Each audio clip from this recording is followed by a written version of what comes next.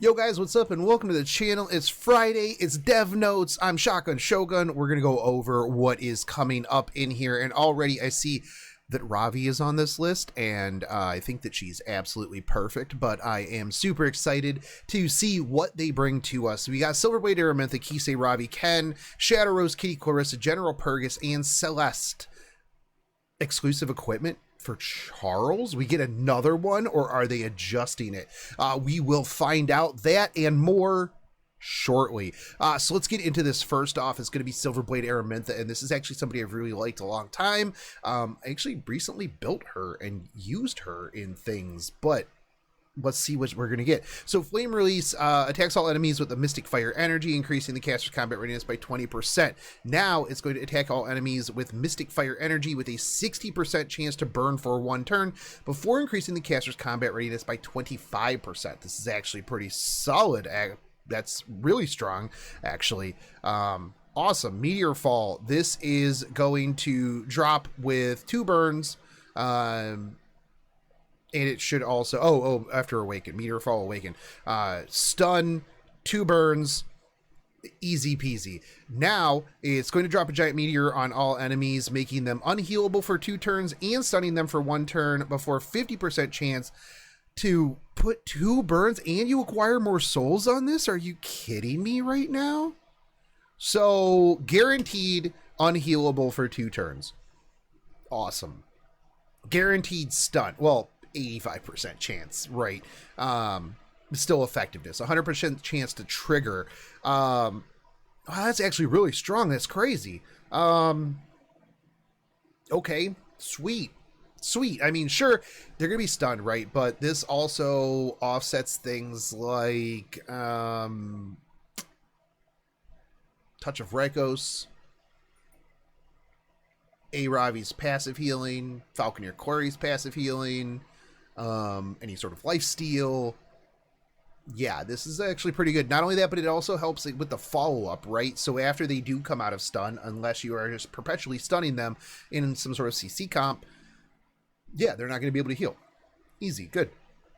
Silverblade Aramida was designed to be a hero that could lead your team to victory thanks to the advantages she granted her team through the debuff Stun and Burn, which could be inflicted on the enemy via a Meteor Fall. However, the utility of this skill has been reduced due to the number of heroes. It can now remove debuff effects.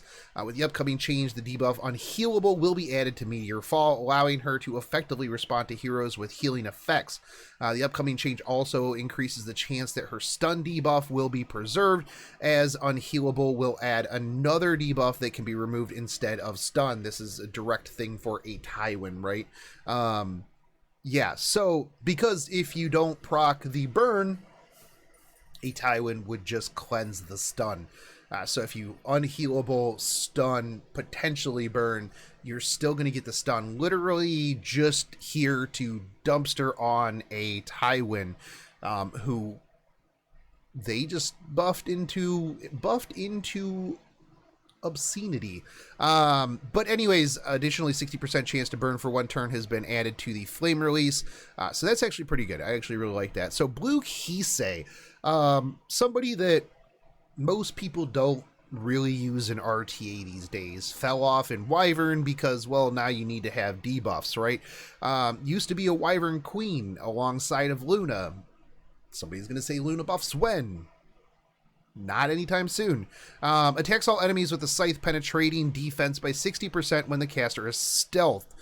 So this is actually they're going to split the defense pen to just base 30, and then an extra 30% when she is stealth. So just splitting that up so that you don't have to wait until you're stealth, and you have the option, even if you are knocked out of stealth, to do a little bit of that extra damage, right? And then Nocturne leaps towards the enemy to attack, increasing skill cooldown by 2 turns, and becomes stealth for 2 turns. A critical hit will also grant a barrier to the caster for 2 turns.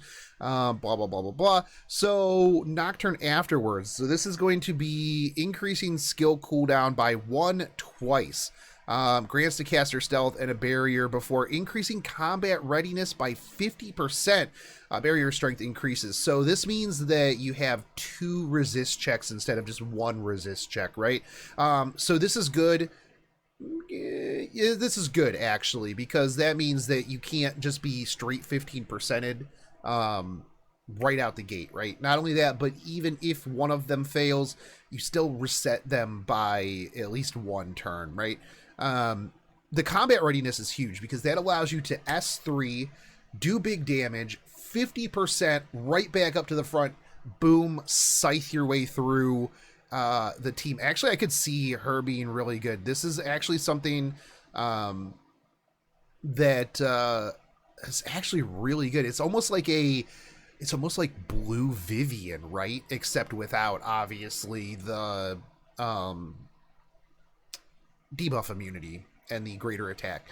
But you can S3 somebody, do big damage, you're 50% faster, put maybe like a blue rose behind her or a CR pusher of some sort, and then just instantly cleave everybody through, have some extra follow-up. I think Blue Kisei, actually, this was really, really strong.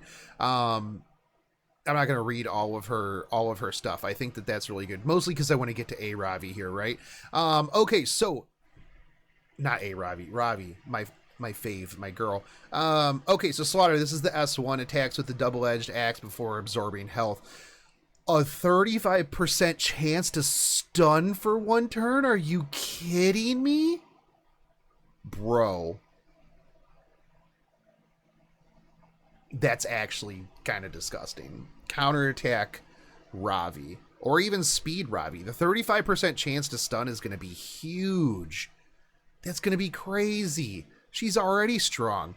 Demon's Blood increases the caster's attack by 15% and effectiveness by 10% when they're attacked. I'm going to get just straight up 50% effectiveness just from her passive alone. That means I'm going to be able to basically stun a lot easier on the S3. I'm going to be stunning people on the S1. That's actually crazy good, dude. I'm super hyped for this.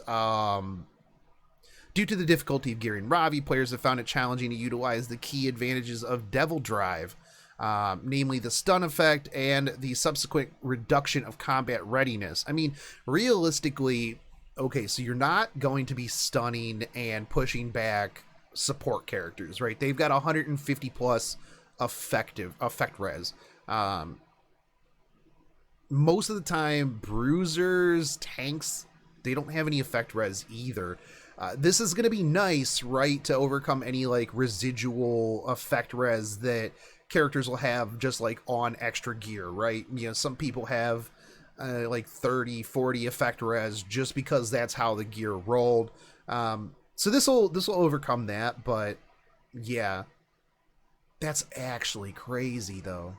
35% chance. You would think that 35% chance isn't a whole lot until it procs a lot. Actually, speed counter Ravi. That's what we're doing. That is what we are doing. Ken, knockout before. Wow, they actually just really heavily changed Ken here. So 35% chance to decrease defense for 2 turns. Now it's going to be 50% chance. Celestial Kick was a 75% chance to decrease defense for 2 turns. 100% chance of decreasing defense becomes one, or chance of decreasing. Okay, so it just becomes 100% chance, right? So kicks the enemy, increasing speed of the caster for 2 turns with a 75% chance to decrease defense of the target for 2 turns, gains 40 fighting spirit when the enemy is defeated. When you have vigor, it goes through that. Ignoring effect resist, damage dealt increases proportional to the caster's max health. Okay, so now it's just a 100% chance and everything else is the same. So they just consolidated that, so you will have a 100% chance to decrease defense. It's 85% chance. So Phoenix Fury delivers a powerful blow after a flurry of strikes, decreasing attack for 2 turns. This is going to be and grants vigor to the caster for 4 turns before granting 15 fighting spirit. Now it's 3 turns. Cooldown is 4 turns. Consumes 80 fighting spirit. So they consolidated.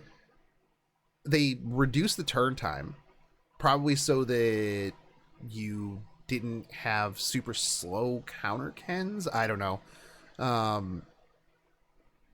Reduce the fighting spirit by 20. So you don't even need to gain the 15 fighting spirit. Seems pretty alright, I guess. With this balance adjustment, all of Ken's skills will be buffed in order to improve his usability. First, the decreased defense probability is a skill 1. Knockout will be increased slightly, and his skill 2, Celestial Kick, also had a decreased defense chance improved to 100% without the conditional requirement for Vigor. Additionally, we have decreased the amount of fighting spirit required for Phoenix Fury by 20, as well as reduced the cooldown to 4 turns, so that players can use this skill more frequently than before. In addition to these changes, there will be some clarity changes made to Ken's skill descriptions to bring it in line with our current skill descriptions. Okay, cool. Shadow Rose, somebody who has not been really seen outside of Banshee 13 in a long time. Spear of Darkness, Soulburn, skill cooldown is decreased by 2 turns. Okay, fantastic. Goddess of Ruin, this is the S3. Attacks all enemies with the potent of destruction, decreasing their combat readiness by 25% and increasing combat readiness of all allies by 25%. Increases effectiveness of the caster for 2 turns. Damage dealt increases. Okay. I don't see this really bringing her much into the meta, right? I don't. Okay. Not really that big of a change here. I don't think too many people are going to like start bringing her to PvP, right? Even with the cooldown on Spear of Darkness, the effectiveness just seems weird. I guess it'll help if you are having troubles with Banshee, right? Because you can gear with less effectiveness. Maybe it will help with 3-man Banshee 13s. Can't see it being amazing in PvP.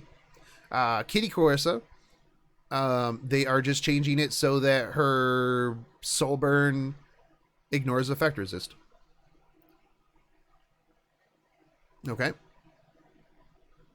Fantastic. Unhealable, regardless of elements. General Purgus hasn't seen too much play outside of Wyvern 13.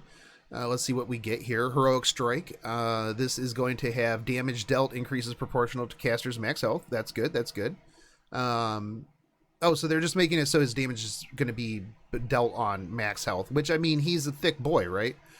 So that's actually, depending on like the skill modifiers that he's going to be getting out of these, that's actually pretty solid. He might be a good damage. He might actually make it into RTA, right? You have the combat readiness push. You build him Tanky Bruiser. Let's see what those modifiers are, boys. Yeah. Celeste. Interesting. Corrosive Volley shoots an arrow. We're going to have an 85% chance now to decrease combat readiness by 20%. And the damage is going to be increased. That's actually crazy. That is really crazy here. Awesome. Okay, so Charles exclusive equipment here. Dispels. Okay, so nobody uses this, I don't think. I don't think anybody at all uses this exclusive equipment on Charles. Everybody uses the one that increases the proc chance of S1, S2. So I don't know why maybe they think that this is more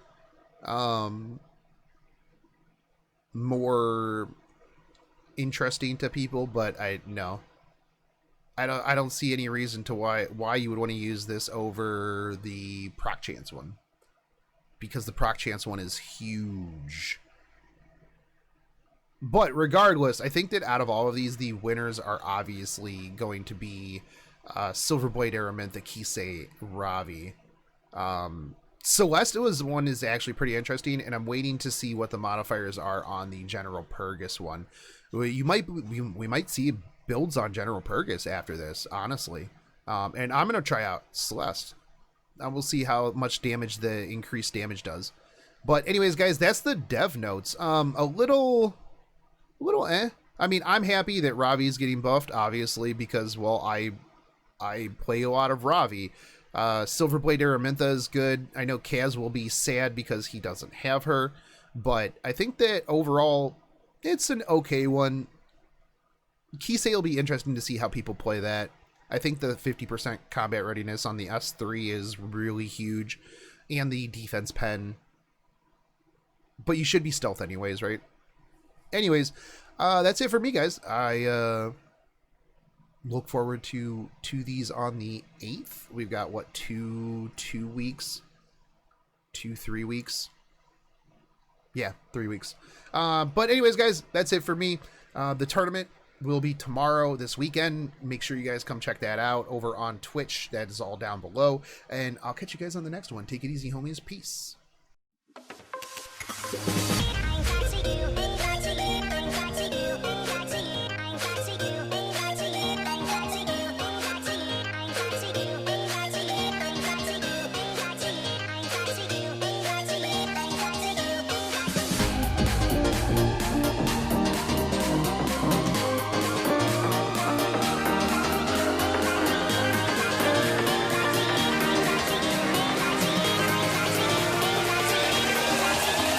Cracky.